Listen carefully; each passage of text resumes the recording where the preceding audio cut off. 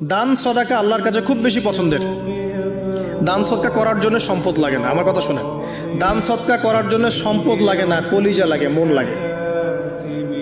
বহু বড় বড় মানুষ আছে দান সদকা করতে পারে না, কোটিপতি, জাকাত দেয় না, আছে না? আর বহু গরিব মানুষ ভ্যান চালায়, কৃষিকাজ করে, দেখবেন 100 টাকা দান করে দিল।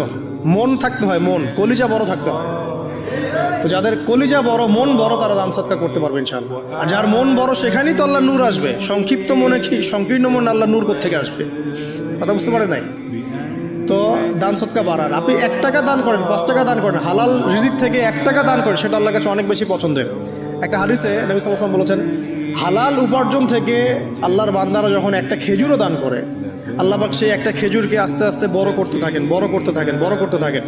এটা এক পর্যায়ে পাহাড়ের সমান হয়ে যায়।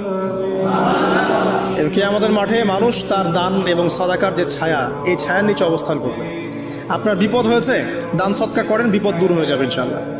জটিল কোনো রোগ হয়েছে, কোনো ডাক্তার ট্রিটমেন্ট করতে পারছে না, সদকা করেন, রোগ ভালো হয়ে যেতে পারে ইনশাআল্লাহ।